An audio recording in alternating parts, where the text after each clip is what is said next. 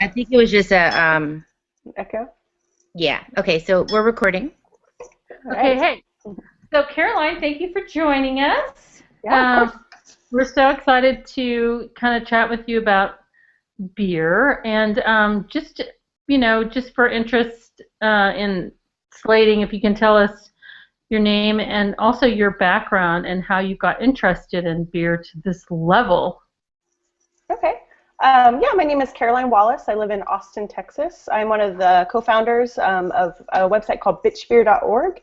It's an all-female run craft beer website. We have 7 contributors based here in Austin, in Houston, and also in Seattle, Washington.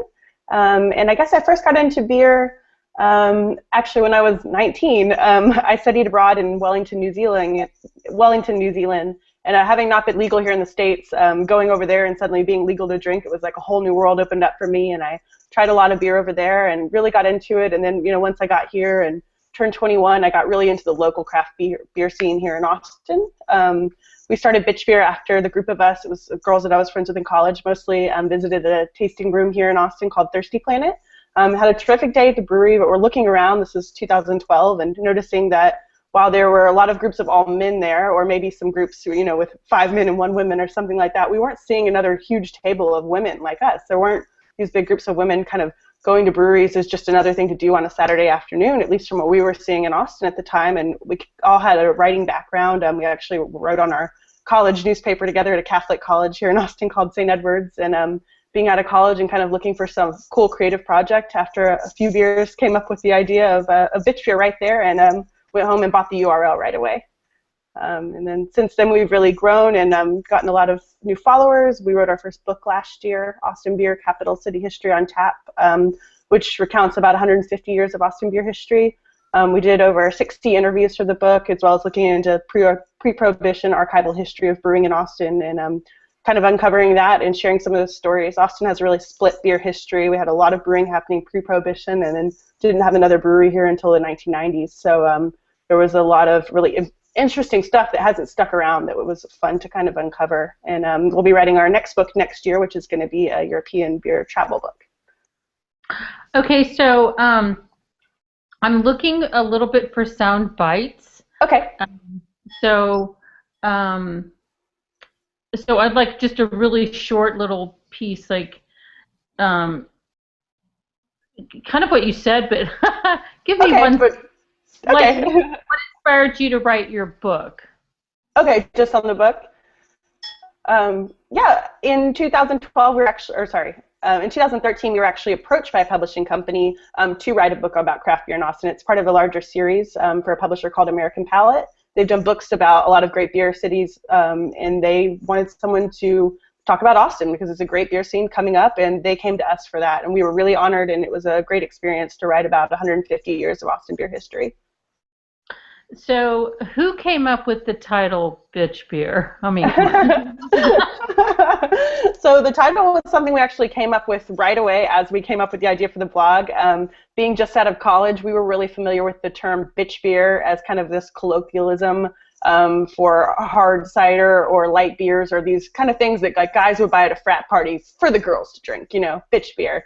And being girls who are really getting into quality craft beer with great, local and artisan ingredients, we didn't like that term, and we kind of liked the idea of kind of flipping it on its head and being like, if bitch beer is beer for girls, well, this is what we drink, these great craft beers, so this is bitch beer now. Cool. So something we might do when we're filming you is just ask you to say something like, bitch beer's for girls now, or what it is, just to get your mind thinking that way. Okay. Well, because Brett will be looking for, those kind of really cool nuggets. Okay. Now, do you think we can connect historical events through telling stories about beer? I think so. Yeah, beer has been involved with a lot of important moments in history all over the world. It's been one of the most popular alcoholic drinks in the history of the world. It's been drank by the rich, the poor, brewed by women, brewed by men. It's kind of an every man's drink, and so I think it really does play an integral role in history. I know when I travel and I'm trying to get a sense for a place, maybe just because I'm really into beer, but the breweries are what I want to visit, and I think that gives me a good sense of place. Is there a story that kind of comes to mind in terms of Austin and beer and history that comes to mind that you can tell us about? If you can't, you can come back to that, you know. Yeah, it's hard because I don't know that I have so many funny anecdotes about the early days because they're so long ago, you know. I'm sure I can think up something. One thing I think is interesting is that It's really historical. This is recent history, but Austin really does have a very split beer history because, like I mentioned, we didn't have a brewery from after Prohibition all the way up until the early 90s. The first brewery to come to Austin was Celis Brewing, started by Pierre Celis and his daughter Christine. Pierre is famous for being the brewmaster of Hoegaarden Brewery in Belgium, which he started there in the 1950s, and ran that brewery until the late 80s when he decided to move from Belgium to Austin with his daughter Christine to start Celis. So I think that's a really interesting thing, that our modern day brewing history here has a real link to the past and a real link to these brewing traditions of Europe. I think it'd be fun if you kind of think more about that question. I really love that story. I actually am really curious about Celis. It's still around, right? It's not, no. They were bought by Miller in the late 90s, early 2000, and by 2000 or so they had a total takeover, and they're no longer making Celis beer. But Christine is still around, and she actually works for Uncle Billy's, the brew pub in Austin now. Okay, cool. So, what should our show, Life, Love, and Beer, in your opinion, say about beer that hasn't been said in other TV shows on beer? I mean, I think it's great. The idea of beer's link to history, I think, is an important thing that a lot of people don't know about. But also beer's ties to the future. I mean, food culture is huge right now. I think people are very interested in food from a local perspective, what's made here, creativity coming out of different chefs and restaurant scenes. And I think what's popular in brewing culture right now is really indicative of that and will play a large role in the future of, the locavore movement and artisan food and all those things. So I think that's huge. So, like they say on the History Channel, history's made every day, because of the foodie culture. Any stories you'd like to share about India Pale Ale? Tell us what you know about that. Do you like historical stories about IPAs or just about them being? I know that. Well, I could say a lot, I guess. IPAs are actually the most popular style brewed in America at the moment, not in terms of consumption, but in terms of variety of beers being brewed. So if you look at the Great American Beer Festival, that's the largest category entered every year. And, for a lot of American brewers, that's considered kind of a flagship style. When that style was popularized by breweries in America in the 90s, with breweries like Stone, the idea was very bitter IPAs hit you over the head with hops, and I think we're seeing a move where IPAs are still very popular, obviously, but we're starting to see more variety in those. So IPAs that emphasize more hop flavor and aroma versus straight up bitterness. So I think that's a category that, while it's been growing and growing, is going to start to diversify a lot, and already really has in a lot of ways. So how has beer influenced? You told us a little bit about this, but how has beer influenced your life and perhaps your love life? Well, beer is my life. It's definitely my biggest hobby, and then through Bitch Beer and writing the book and doing a lot of speaking engagements, things like that. I mean, it really has become my hobby, but also a job in a lot of ways. And I guess love life. I did meet my boyfriend through beer. He's a big beer fan, so I guess I could cop up to that one. I'm just curious how you met. Just through being friends here in the beer community for a while, and eventually started dating, and so I think that's huge. I love being with someone that I can share that with, and that knows just as much about beer as me and challenges me in that way, but also that isn't bored by me rambling on about beer or wanting to, if we travel to a different city and I want to visit 30 breweries, he wants to do the same thing, and that's awesome. And then that's the same way with my friend group as well. I think, nearly all of my good friends these days are huge beer nerds, and that's what we do. We go to the bar and we talk and we drink beer and we get excited for the latest releases. We get excited to go to beer festivals, and I love that support and community. And community is a really huge thing in craft beer. I think you'll find from a lot of people you talk to that this industry, by and large, 99%, even though you might be competing for tap handles or space in the market, is a really supportive community because it still accounts for such a small percentage of the beer being consumed in this country versus the big guys. There's no reason to pit against each other. There's plenty of room out there to grow that doesn't involve cannibalizing other craft breweries. So you get a real sense of camaraderie among people, and I think that's one of the most special things I've found about this community, that people don't really view each other as competitors and talk a lot of trash behind each other's back. It really is supportive. That's You know nice. what's cool to me is that, and maybe you can turn this around and say kind of what you said, but you know, and you're a millennial, I would guess, right? Yes. Okay. You know, and they always talk about the Facebook culture and social media, but it seems to me that beer has created a real community, a real culture where you really get together.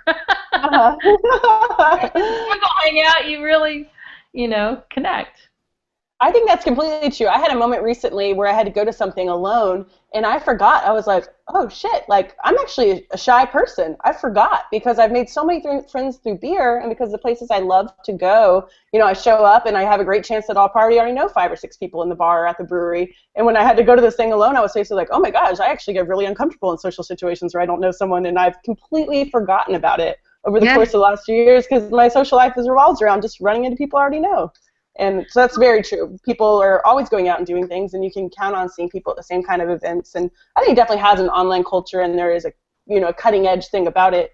But you can see that in the ingredients as well, like, you know, harkening back to some older traditions and that too. So yeah, like human connection. Yeah. So tell us a little bit about your book, your upcoming book. Yeah. So I can't, I mean, just for the pitch, I guess it's fine, but I can't really say too much about it publicly yet, but I'll just go ahead and tell you. It's not that big of a secret. But our upcoming book is going to be a beer travel book, specifically focused on Trappist breweries. So Trappist breweries, there are 10 in the world, and they are beer brewed at abbeys by a particular order of monks, Cistercian monks. So we're going to be traveling from Massachusetts to Belgium to the Netherlands and Austria to visit these 10 Trappist breweries and learn about their brewing histories and learn about the beers they're making, and write kind of a beer travel book that's going to be part history but part fun along the way, and just hijinks a couple of us gals encounter, and kind of fish out of water element of 3 mid to late 20-year-old women from America going to these ancient monasteries and what we encounter along the way. And so these beers are really brewed by monks? Yes, not they are. Just at monasteries? That's amazing. Yeah, so there are other abbeys in the world where people brew beer, like in parts of Europe where they've just bought an old abbey and brew there, or where other kinds of monks, but not this particular order brew. But these really brew beers, and they have principles like the money from brewing the beer, those profits are supposed to go back into the abbey and into charitable efforts. They're not doing it to make a lot of money. So this is really kind of like their way of work and way of praising God. So it'll be interesting. These are beers we know a lot about and beers we love, but in terms of these, you know, religious traditions and things, they're not things we know about or think about, frankly. So it's going to be, I think, a fun, fish out of water element, as I said. So have you ever brewed with your friends? Have you ever brewed your own beer? Yeah, I homebrew on occasion. So I sometimes have had the gals from Bitch Beer over, and we all will brew together, and it's a fun thing. I will often bottle beer, and people like to take turns. You know, you'll do a 5-gallon batch. You might have 50 12-ounce bottles of beer, so everyone will take turns capping all the bottles and things like that. It's a fun social activity, and obviously you get to, usually brewing beer comes along with drinking some beer while you're making it, so it's usually a fun day. Have you ever brewed an India Pale Ale? Yes, actually the first beer I brewed was an IPA, a summer IPA, a recipe from Austin Homebrew Shop here in town. Wow. Is there anything else that we haven't talked about you want to... Oh, I know what my other question was before I get to that one. It really seems to me that your friends and your culture and your hanging out, it sort of destigmatized going to a bar the way your mother might have thought of it. That's actually a really great point. I've noticed a lot lately, especially that a lot of the breweries in town, especially like brew pubs that serve pizza or some other kind of food, are getting more and more popular for people to bring their babies, their kids along. We're seeing more and more people at Pint House Pizza, a pizza brew pub here in Austin, people bringing their kids to have their kids' birthday parties at a brewery. And I've seen that a lot. So I think it's true. I think you're talking about kind of more relaxed approach to drinking. People are drinking for flavor and to appreciate quality ingredients and different styles, and kind of gain an education and a fun experience, not just to go out and get wasted. So it has become kind of a family activity, and something that you can do during the day, or not just late at night stumbling home. Is there something else that you'd like to cover or that suggest we cover that we haven't talked about? I can talk a little about women in beer. I love that. Yeah. So craft beer and beer in general has been considered a boys' club for a while now, even though traditional brewing, actually, women brewed a lot of beer in ancient times. But these days, women are really on the rise in craft beer. A recent statistic I saw from the Brewers Association was Uh-oh. Something happened? Uh-oh. Caroline? Caroline. Uh-oh. She's probably still just talking. Caroline? Caroline? Why is she muted? I didn't touch anything. This thing is crazy. I believe you. Where's Caroline?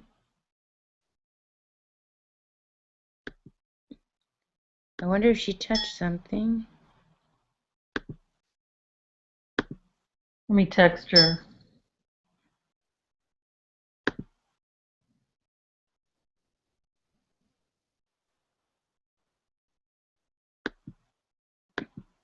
Because that was a really nice thing to end on. I know.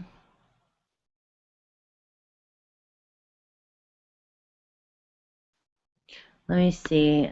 I gotta go into the control room. Well, it says that Caroline's muted, so somehow she's been muted. I know. But you didn't do it. Or did not.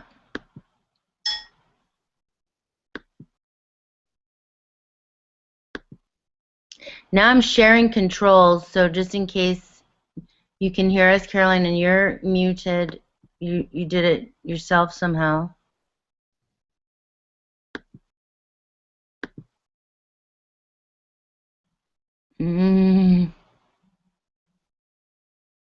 So strange. Betty? I'm texting her. Okay. So. You're not muted. It's so weird. It's very cool. It seems to work, and then bleep, doesn't work at all. I just wonder if she pressed something. Let me see. Uh-oh. You just muted yourself. You just muted yourself. I know. I'm back. Can you hear me? I can. Okay. I don't understand what is going on here. Caroline! She's so interesting. Mm-hmm. Caroline! Talking about what I forgot to ask her about and want to know about. Maybe if I re-invite her.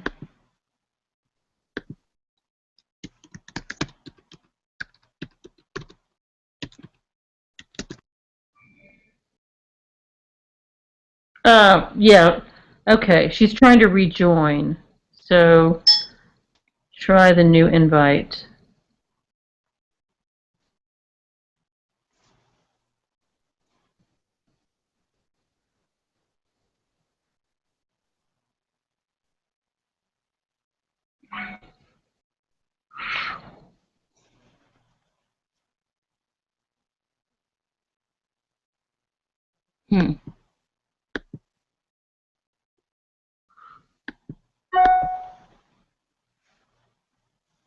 Caroline? Hmm. Can you turn her off? Because she's still in the Google Hangout and see if she can come back. Okay. Does that work? I can eject her. Mm-hmm. There she is. Let's see.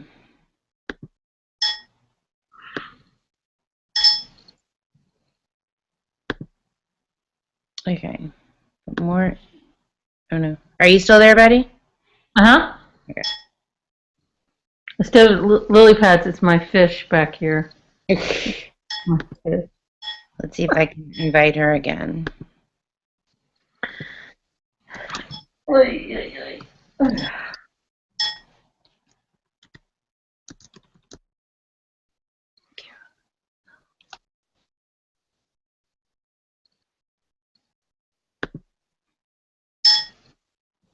Okay. I just tried to re-invite her. Okay. All right. And if it doesn't work, I can stop this and just start a new one to get that button. Okay.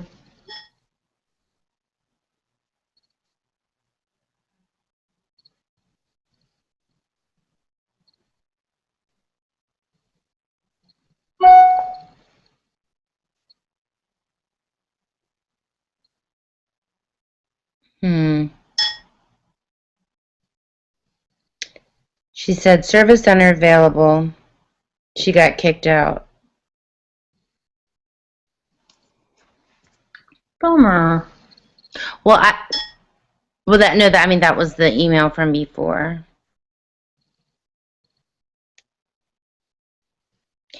Because I could just hang up and start a brand new one. Yeah, but don't you have to leave in like 5 minutes? No, oh, there she is. Hey, sorry, Hey! I have no idea what's going on with my computer, but see, I just keep getting that, but I got it on my phone. God. So let's before we lose it, tell us. And I love it when you're really good about doing this, stating kind of at the beginning of their question what you're going to talk about. So tell us about women and beer. Okay. Women actually have, from a historical standpoint, a lot of history of being the brewers. They were the early brewers in ancient times. But in modern times, women have kind of been seen as disenfranchised from brewing and drinking beer. But that really is changing with craft beer. Women appreciate quality ingredients just as much as men do and great taste. And you're really seeing that with craft beer. It's not some swill you chug at a college party. And the women are really starting to come around to it. There's actually recent statistics from the Brewers Association from Nielsen data suggesting that young women between the ages of 21 and 34, are actually over-indexing on the amount of craft beer they consume, meaning they're consuming a larger portion of beer than actually their numbers in the population would if they were just consuming straight to number. So that is really a number that's on the rise, and women are drinking more and more craft beer. And Very cool. And brewing and yeah, and that's coming up as well. I mean, I think entrepreneurs and writing and all that stuff. Brewing is still a boys' club in a lot of ways in terms of actually brewing, but those numbers are changing and they're coming up. Thanks in large part to advocacy groups like the Pink Boots organization, which advocates and gives women job opportunities in craft beer and kind of can become a resource for them. So you are starting to see more and more breweries with female owners, female brewmasters, female employees, and I think just the more women that drink craft beer, the more women are going to start working in it, because the more it becomes part of your life and something that doesn't seem unexpected or unattainable or uninteresting. Mm-hmm. So at the end of the day, I mean, is this fun for you? Is it just sort of, is it all the above, just... Yeah, I think obviously me and people I know who are into this community, we love beer. We take beer seriously, but at the end of the day, it's just beer, and it's a fun thing. You do it to be social, to have something to connect with your friends over, and that's what it really is about. It's about fun. Yeah, I want to have a beer with you next time I'm in Austin. A deal, please. and Betty. And I'm just curious, what did you drink to ring in the new year? I spent the new year in Asheville. So my boyfriend and I went to a brew pub called Thirsty Monk and drank a lot of the beers that they brewed in-house. And they actually had a 2-story keg drop where they slowly lowered a keg just like the New Year's Times Square ball. So it was really fun. That's awesome. Cool. All right. Well, thank you, Caroline. We'll Yeah, of see course. you Thursday, Okay, and yeah. we'll coordinate a time. And you can do. Do you need to do like a lunchtime sort of thing? I should be able to do pretty much any time as long as I have 24 or 40 hours notice or so would be awesome for roughly the time. But Okay, we'll try to figure it out. Okay, cool. Thank you. Caroline, thank you so much for your time. And sorry again, yesterday I was a little bit under the weather and we had to push to today. But Oh, no worries at all. Sorry for my weird We talked technical mainly problems. about patience, you know. keeps it interesting. Have a great night. All right, you too. Night, ladies. Bye. Bye.